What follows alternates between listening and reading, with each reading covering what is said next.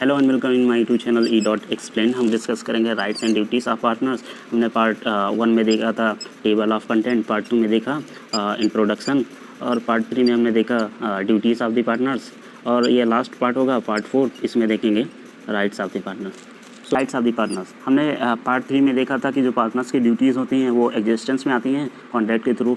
हम उसी बेसिस पे कह सकते हैं जो पार्टनर्स के राइट्स हैं वो एग्जिस्टेंस में आते हैं कॉन्ट्रैक्ट के थ्रू। देखिए, partners Indian partnership act of 1932 सारे पार्टनर्स को राइट प्रोवाइड करता है, बट अगर कुछ राइट्स हैं जो सब्जेक्ट टू द कॉन्ट्रैक्ट हैं, तो ऐसे में पार्टनर्स अगर जिस कॉन्ट्रैक्ट से सेटिस्फाई हुए हैं उस पर्टिकुलर पार्टनर को वही राइट इंजॉय करने को मिलेगा। जैसे right to take part in conduct of business, पहला राइट है जो सेक्शन 12A में प्रोवाइडेड है, right to take part in the conduct of business. ये राइट्स सारे पार्टनर्स के पास अवेलेबल है। मान लीजिए किसी पार्टनरशिप फर्म में 4 राइट्स हैं, 4 पार्टनर्स हैं A, B, C, तो इक्वली पार्टनरशिप इनको सबको राइट प्रोवाइड करता है कि right to take part in a conduct of business. इनके पास ये राइट्स होती हैं कि वो बिजनेस फर्म के बिजनेस के कंडक्ट में पार्टिसिपेट करें। बट अगर वो कॉन्ट्रैक्ट ऐसा ड्रॉ करते हैं या बनाते हैं जिसमें ये डिसाइड करते हैं कि A, B, C, D अगर ये राइट पार्टनर्स हैं, उसमें सारे पार्टनर, चारों पार्टनर्स मिलकर डिसाइड करते हैं कि पार्टनर A इस फर्म के एक्टिविटी में पार्टिसिपेट नहीं करेगा, उसमें ये सबसे ज़रूरी हो जाता है कि पार्टनर A का ना पार्टिसिपेट करने के लिए उसकी कंसेंट भी हो। अगर ये डिसाइड कर लेते हैं तो ये फिर ऐसे राइट्स मेंटेनेबल होंगे, मतलब कोई ऐसा वायलेटिव नेचर का नहीं होगा। जैसे subject to the contract between the partners, every partner has right to take part in the conduct of the business. Partnership सारे पार्टनर्स को इक्वली राइट्स प्रोवाइड करता है कि वो पार्टनरशिप के बिजनेस एक्टिविटी में पार्टिसिपेट करें। This right can not be withdraw except through the contract. अगर उन्होंने कॉन्ट्रैक्ट कर रखा है कि पार्टनर A बिजनेस एक्टिविटी में पार्टिसिपेट नहीं करेगा तो ठीक है, वो नहीं करेगा। बट अगर उन्होंने नहीं किया है तो कोई भी अदर रेस्ट ऑफ पार्टनर्स उसको पार्टिसिपेट करने से रोक नहीं सकते हैं। और दूसरी बात सबसे इम्पॉर्टेंट है कि देखिए, किसी भी फर्म में ज़रूरी नहीं है कि सारे पार्टनर्स इक्वली कैपिटल को इन्वेस्ट करें, बट अगर किसी पार्टनर ने कम कैपिटल को इन्वेस्ट किया है तो इसका ये मतलब नहीं है कि उस पार्टनर से हम या तो ज़्यादा काम करा लें या फिर कम कराएं। ये कोई रिस्ट्रिक्शन नहीं है। The unequal investment of the capital can not be bar to right to involve in the business activity. मतलब उसने अगर कैपिटल को, अपने मनी को कम इन्वेस्ट किया है फर्म में, तो इसका ये मतलब नहीं कि वो बिजनेस एक्टिविटी में ज़्यादा काम करेगा या कम काम करेगा। बट अगर if the partnership did expressly provided that the partner shall not take part in a business activity affair that would be maintainable। अगर उन्होंने डिसाइड कर रखा है कि partner A, B, C, D में पार्टनर A पार्टिसिपेट नहीं करेगा, जिसमें यूनानिमस कंसेंट है सारे पार्टनर्स का प्लस A का भी कंसेंट है, तो ठीक है, ऐसे कॉन्ट्रैक्ट उनके पर्सनल कॉन्ट्रैक्ट्स हैं वो कर भी सकते हैं। तो हमने देखा कि जो सेक्शन 12A है वो सारे पार्टनर्स को राइट प्रोवाइड करता है, right to take part in the conduct of the business. अब हम देखते हैं दूसरा राइट क्या है जो पार्टनर्स के पास अवेलेबल है। ये डिफाइन है सेक्शन 12C। सेक्शन 12C में डिफाइन करता है राइट टू बी कंसल्टेड।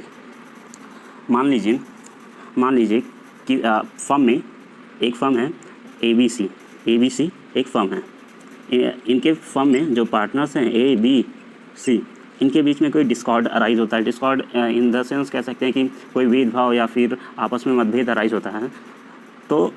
तो कहा जाएगा कि अगर मतलब जो मैटर है वो जनरल नेचर का या सिंपल नेचर का है, तो उस डिस्कॉर्ड को मेजॉरिटी ऑफ पार्टनर्स के डिसीजन पे डिसाइड किया जाएगा।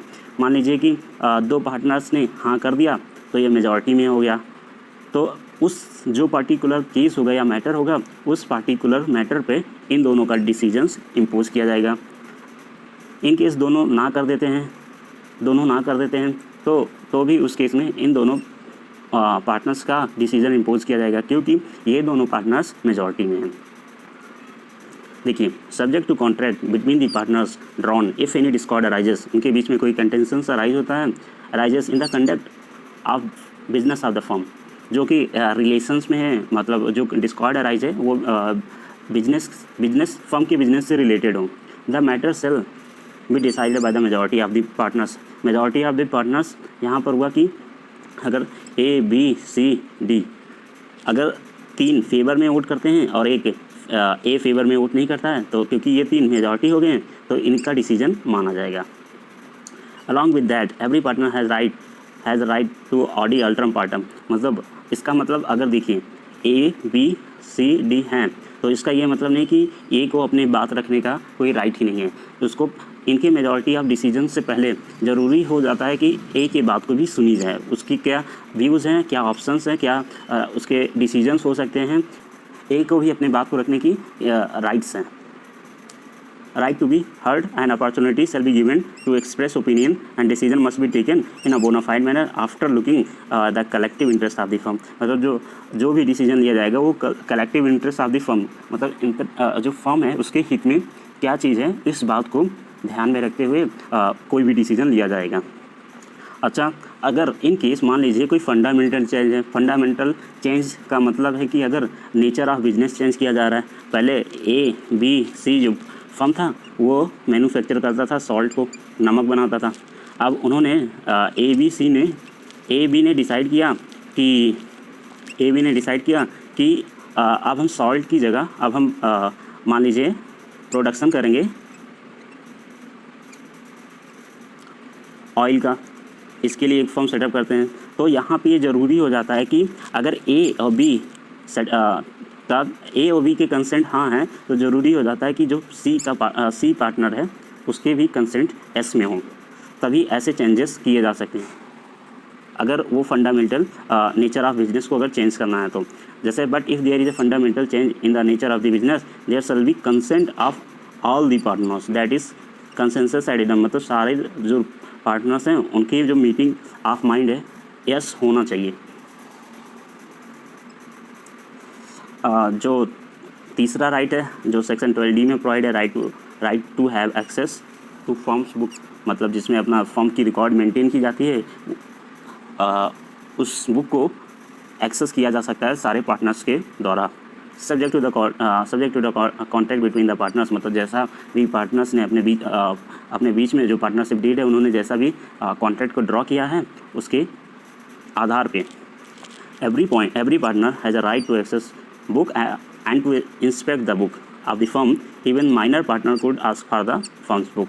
मतलब जो अगर मान लीजिए एक फर्म में 4 पार्टनर्स हैं ए बी सी डी, ये मेजर से ये माइनर है मतलब कि वो पार्टनर अभी अवेलेबिलिटी नहीं हुआ है। तो ऐसे केस में इनको तो राइट है ही है कि वो उस फर्म के बुक को एक्सेस कर सकें, साथ में जो पार्टनर माइनर है उसको भी ये राइट्स है कि उस फर्म के बुक को एक्सेस कर सके। अल्दो ये भी हो सकता है कि इसने कोई अपना लीगल रिप्रेजेंटेटिव को हायर कर रखा हो उस फर्म के बुक को समझने के लिए, उसकी डिटेलिंग्स के लिए। देखिए जो चौथा राइट से जो पार्टनर्स के पास होता है, right to remuneration, its mean salary जो सेक्शन 13A में प्रोवाइडेड है। देखिए this right is not exclusive right of the partner in regard to receive the remuneration in the partnership. देखिए ये जो सैलरी का कॉन्सेप्ट है कि राइट टू हैव सैलरी, वो पार्टनर्स के एक्सक्लूसिव राइट नहीं है, but subject to the contract between the partners a partner is not intended to receive salary for taking part in the business activity. देखिए partners को profit तो मिलेगा ही मिलेगा, but अगर उन्होंने अपने कॉन्ट्रैक्ट में ये भी एग्रीमेंट में ये भी ड्रॉ कर रखा है या फिर अपने एग्रीमेंट में लिख रखा है कि जो पार्टनर्स हैं उनको अबव शेयर के, मतलब अगर कोई ड्यूटी करता है कोई पार्टनर्स तो उसके लिए उसको सैलरी मिलनी चाहिए। तो उस पार्टनर्स को या सारे पार्टनर्स के अगर जैसा भी कॉन्ट्रैक्ट में बताया गया है वो सैलरी को ड्रॉ कर सकते हैं, अगर कॉन्ट्रैक्ट में ये बताया गया है तो। नहीं तो उनके पास कोई राइट नहीं है कि वो सैलरी को भी ड्रॉ करें। ये तो राइट टू शेयर प्रॉफिट, ये तो एसेंशियल ऑफ पार्टनरशिप में ही आ जाता है। ये डिस्कस किया मतलब सेक्शन 13B में प्रोवाइडेड है कि subject to the contract between the partners, मतलब जैसा भी पार्टनर्स ने अपने बीच में कॉन्ट्रैक्ट को ड्रॉ किया हो या बनाया हो, the partners are entitled to share profits equally earned and shall contribute towards lots sustained by the firm. मतलब अगर पार्टनर्स हैं उनके पास ये राइट है कि वो प्रॉफिट जो हुआ है वो इक्वली डिस्ट्रीब्यूट करें। तो उनके पास राइट ना सही पर लायबिलिटी कह सकते हैं कि अगर फर्म को कोई लॉस हुआ है तो वो लॉस को भी सारे पार्टनर्स इक्वली कंट्रीब्यूट करें।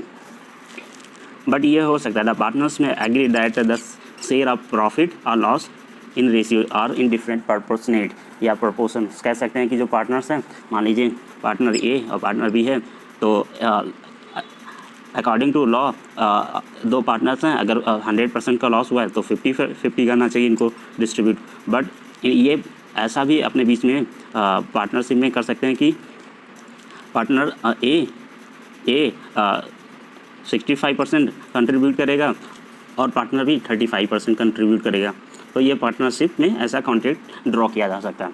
या फिर ये भी हो सकता है किसी फर्म में 3 पार्टनर हैं ए बी सी, जिसमें ये डिसाइडेड है कि अगर प्रॉफिट होगा तो तीनों पार्टनर्स इक्वली शेयर करेंगे। अगर फर्म को कोई लॉस होता है तो उस केस में जो पार्टनर सी होगा वो फर्म के लॉस को बियर करेगा। तो ऐसे भी राइट्स को ये पार्टनरशिप एक्ट प्रोवाइड करता है पार्टनर्स के बीच में। Right to interest on capital, मतलब जो अमाउंट उन्होंने इन्वेस्ट किया है, अगर वो चाहते हैं कि उस कैपिटल पे उनको इंटरेस्ट भी मिले तो वो ऐसा कॉन्ट्रैक्ट अगर उन्होंने ड्रॉ किया है, बनाया है, तो वो उस कैपिटल पे भी उनको इन्वेस्ट मिलने का राइट है पार्टनर के। Unless otherwise agreed where a partner is entitled to interest on the capital subscribe by him, such interest be payable out of the profit. और सबसे समझने की बात इसमें यह है कि अगर उन्होंने कैपिटल पे इंटरेस्ट को सब्सक्राइब कर रखा है, कैपिटल पे इन्वेस्ट को सब्सक्राइब कर रखा है, तो उनको इंटरेस्ट तभी मिलेगा जब उनके बीच में जो प्रॉफिट है वो डिस्ट्रीब्यूट हो गया हो। सबसे पहले पार्टनर्स को प्रॉफिट डिस्ट्रीब्यूट हो जाएगा, अगर प्रॉफिट से जब कुछ बचेगा तो पार्टनर्स को इंटरेस्ट मिलेगा। दूसरा है जो सेक्शन 13D में बताया गया है, इंटरेस्ट ऑन एडवांस। फर्म या तो लॉस में जा रहा है या फिर फर्म को खुद को एक्सपेंड करना है, तो ऐसे में मान लीजिए ए बी सी पार्टनर्स हैं और सी पार्टनर्स के पास एसेट काफ़ी ह्यूज अमाउंट में है, तो इन दोनों ने डिसाइड किया कि हम पार्टनर सी से थोड़ा कुछ उधार लेते हैं और हम अपने फर्म को एक्सपेंड करेंगे। तो पार्टनर सी मान गया और फर्म को वो कुछ कैपिटल एडवांस करता है। तो अगर जो अमाउंट पार्टनर ने एडवांस किया है, अगर उसने ये कंडीशन दे दिया कि मुझे एडवांस पे भी इंटरेस्ट मिलना चाहिए, तो वो ऐसा कर सकता है। देखिए, subject to contract between the partners, अगर उसने इस कॉन्ट्रैक्ट में ऐसा बताया गया है तो partners making for purpose of the business any payment और एडवांस, मतलब कुछ भी कैपिटल इन्वेस्ट करता है या फिर कोई भी पेमेंट किसी भी मोड में देता है beyond the amount of capital, जो उसने कैपिटल इन्वेस्ट किया है उसके above, he has agreed to subscribe, he is entitled to interest thereon at the rate of the 6% per annum from the firm, मतलब कि वो 6% का इंटरेस्ट उस एडवांस पे वो अर्न करेगा पर एनम। A partner has a right on interest on advance whether there is a profit or not, but a partner is not entitled to interest on after the date of the dissolution of the firm. देखिए, इस concept को समझते हैं। मान लीजिए interest का concept है, तो इंटरेस्ट अगर पार्टनर्स ने सब्सक्राइब कर रखा है कैपिटल्स पे और एडवांस पे, मान लीजिए कोई पार्टनर किसी ने ऐसा सब्सक्राइब कर रखा है किसी पार्टनर्स ने, कैपिटल पे उसको इंटरेस्ट तब मिलेगा जब आउट ऑफ प्रॉफिट, मतलब आउट ऑफ प्रॉफिट, जब पार्टनर्स के बीच में प्रॉफिट की शेयरिंग हो जाएगी उसके बाद इंटरेस्ट मिलेगा कैपिटल पे उस पार्टनर्स को अगर सब्सक्राइब कर रखा है तो। बट अगर कैपिटल एडवांस किया है या पेमेंट किया है तो उस केस में उस पार्टनर्स को प्रॉफिट पर उस पार्टनर्स को एडवांस पे इंटरेस्ट मिलेगा ही मिलेगा, अब चाहे फर्म का लॉस हो या फिर प्रॉफिट हो। उस केस में अगर एडवांस किया है अमाउंट को या फिर कैपिटल को, तो उस केस में उस पार्टनर को इंटरेस्ट मिलेगा जो कि 6% पर एनम होगा। बट इन केस अगर फर्म जो है वो डिज़ोल्व हो जाता है बाद में या लेटर, जब भी फर्म डिज़ोल्व हो जाता है तो उस केस में इनको जिस पार्टनर्स ने इंटरेस्ट एडवांस किया होगा उसके बाद से एडवांस पे उसको कोई इंटरेस्ट नहीं मिलेगा। सो ये था concept, right to be indemnified subject to the contract between the partners. The firm shall indemnify a partner in respect of the payment made and liability incurred by him, मतलब जो firm है अगर firm की वजह से किसी partners को नुकसान होता है या फिर उसने कोई लायबिलिटी को सस्टेन किया है तो फर्म उस पार्टनर्स को इंडेमनीफाई करेगा in ordinary course of business या फिर in doing such act in emergency for the purpose of the protecting of the firm from loss, as would be done by the person of the ordinary prudence in his own case under the similar circumstances. Right to stop admission of new partners, ये section 31 में provide किया गया है. Subject to the contract between the partners, मतलब कि जैसा partners ने contract को ड्रॉ कर रखा है. A partner could be inducted in a partnership of the firm with unanimous consent of all partners in the business of the firm. मतलब कि अगर किसी पार्टनर्स को इंडेक्ट करना है, किसी पार्टनर्स को मतलब पार्टनरशिप के अंदर इन्वॉल्व कराना है, तो वहाँ पे ज़रूरी हो जाता है कि जितने भी पार्टनर्स हैं उनका इनॉनिमस कंसेंट हो, तभी किसी पार्टनर को किसी भी फर्म में इंडेक्ट किया जा सकता है. If any partner is not satisfy or have a discord regarding the interest of the partners, no other member could be admitted. अगर कोई भी पार्टनर्स कोई कंटेस्ट करता है कि नहीं, हम इस पार्टनर्स को एंट्री नहीं करने देंगे, या फिर वो उस इंटरेस्ट ऑफ द पार्टनर से डिससेटिस्फाइड है, तो वो ऐसे पार्टनर्स को एडमिट नहीं किया जा सकता है अनलेस एंड अनटिल जब तक इनॉनिमस कंसेंट ना हो सारे पार्टनर्स का. ये किस सेक्शन में प्रोवाइड किया गया है? सेक्शन 31. टू रिटायर, ये सेक्शन 32(1) में सब क्लॉज 1 में प्रोवाइड है. आ पार्टनर में retire with consent of all the other partners. मतलब अगर किसी पार्टनर को कोई पार्टनर अपने आप को रिटायर करना चाहता है, तो ज़रूरी हो जाता है कि जो रेस्ट ऑफ पार्टनर्स हैं उनका भी कंसेंट होना चाहिए उस रिटायरमेंट में. अगर वो सारे पार्टनर कंसेंट देते हैं तभी वो पार्टनर रिटायर हो सकता है. Retirement must be done in a mode expressly provided in the agreement with the consent of the को पार्टनर. मतलब अगर कोई पार्टनर खुद को रिटायर करना चाहता है पार्टनरशिप से, तो वो उसी तरीके से खुद को रिटायर करेगा जिस तरीके से कॉन्ट्रैक्ट में या एग्रीमेंट में बताया गया होगा. In case of partnership at will, retiring partner must have to give retiring notice in the written form. Please make sure आप नोट करें कि अगर पार्टनरशिप एट बिल है, तो जो रिटायरिंग पार्टनर है उसको नोटिस देनी होगी, वो भी रिटन फॉर्म में, with intention to retire to all the other partners. उसे नोटिस देनी होगी रेस्ट ऑफ पार्टनर्स को, वो भी रिटन फॉर्म में. Retiring partner must give a public notice of the retirement. मतलब जो पार्टनर रिटायर हो रहा होगा उसको एक पब्लिक नोटिस ज़रूर देनी होगी. नेक्स्ट राइट है right not to be expelled. Section 33 में प्रोवाइड है, a partner may not be expelled from the firm and by the majority of the partners unless for bona fide person to save the collective interest of the firm. If any firm is expelled prejudicially and modified manner, that partner could contest against other partners in the firm. अगर किसी partners को mala fide intention के साथ या उसके साथ बायस manner में उस पार्टनर को एक्सपेल कर दिया गया है unless and until to save the collective interest of the firm, तो वो रेस्ट ऑफ पार्टनर्स के अगेंस्ट में कंटेस्ट कर सकता है, मीन सूट फाइल कर सकता है कोर्ट में. अब हम देखेंगे राइट्स ऑफ आउटगोइंग पार्टनर्स. देखिए जो आउटगोइंग पार्टनर्स होते हैं उनके पास 2 राइट्स होते हैं. एक है right to carry competing business, दूसरा राइट है right in certain case to share subsequent profit. Right in certain case to share subsequent profit. तो हम अब देखेंगे rights of outgoing partners. Next right है right to carry on the competing business, जो provide है section 36 sub clause 1 में. Subject to the contract between the partners, an outgoing partner may carry competing business with that of the firm and he may promote his activity but he cannot do. वो certain things से जो outgoing partners वो नहीं कर सकता है. वो partner उस फर्म का नेम नहीं यूज़ कर सकता है जिस फर्म से वो रिटायर हो चुका है. या फिर दूसरा काम वो ये नहीं कर सकता है represent himself as carrying on the business of the firm.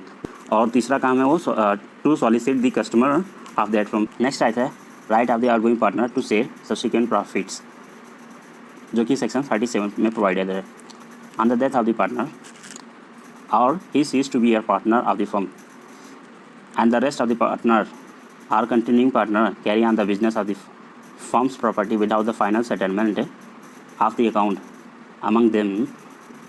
अगर इन absence of the any contract to contrary, the outgoing partner or his legal representative is entitled to share of the profits or to interest at rate of 6% per annum on the account of his share in the property of the firm since he ceases to be a partner into the firm.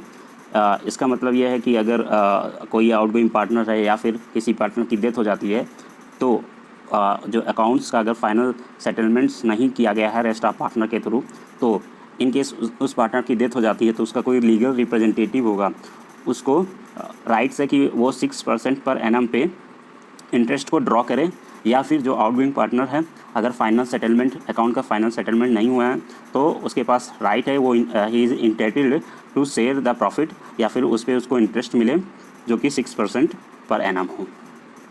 जो next right है, right to dissolve the firm, जो provided है section 39 में। Partners can dissolve the firm on the accomplishment of the purpose or duty contingency. अगर जो partners हैं वो चाहते हैं कि फर्म को डिज़ोल्व कर दिया जाए, तो अगर जैसे जिस पर्पस के लिए उन्होंने फर्म को डिज़ोल्व कर जिस पर्पस के लिए उन्होंने फर्म को इस्टेब्लिश किया था, अगर वो पर्पस उनका कंप्लीट हो जाता है तो उसके बाद अगर पार्टनर्स चाहते हैं कि फर्म को डिज़ोल्व कर दिया जाए तो उनके पास राइट है कि वो पार्टनर डिसॉल्व कर दें, या तो ड्यू टू एनी कंटीजेंसी, या फिर किसी कारण की वजह से। मान लीजिए एक फर्म है ABC और उसमें सिर्फ दो ही पार्टनर्स हैं और इस पार्टनर एक ही डेथ हो जाती है, इस पार्टनर की डेथ हो जाती है, तो हम जानते हैं कि जो पार्टनरशिप है वो उसमें minimum numbers of partners requirement होती है वो 2 होती है। अगर इस पार्टनर की डेथ हो जाती है तो ये partnership ultimately come to end हो जाएगा, मतलब डिसॉल्व हो जाएगा by itself automatically. Dissolution of the firm जो कि मेंशन है सेक्शन 39 इसी एक्ट में, और मोड्स मतलब कौन कौन से मोड्स हैं जिसके थ्रू किसी भी फर्म को डिसॉल्व किया जा सकता है, वो मेंशन है सेक्शन 42-44 में। Modes of the dissolution of the firm provide under section 42-44।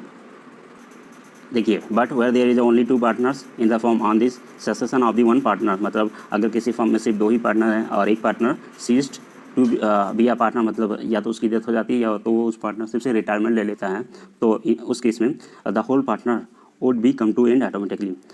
ये बात इस केस में भी डिसाइड किया गया था, case FD Mehta versus MFD Mehta. इस केस में इस बात को डिसाइड किया गया था। It would be material that the firm was constituted for certain period. उस केस में ये बात कोई मैटर ही नहीं करेगा कि उस फर्म को किसी सर्टेन पीरियड्स के लिए कंस्टिट्यूट किया गया था। And now it's time to say bid you until we meet in our next video. Till for like, share and subscribe our video. Thank you.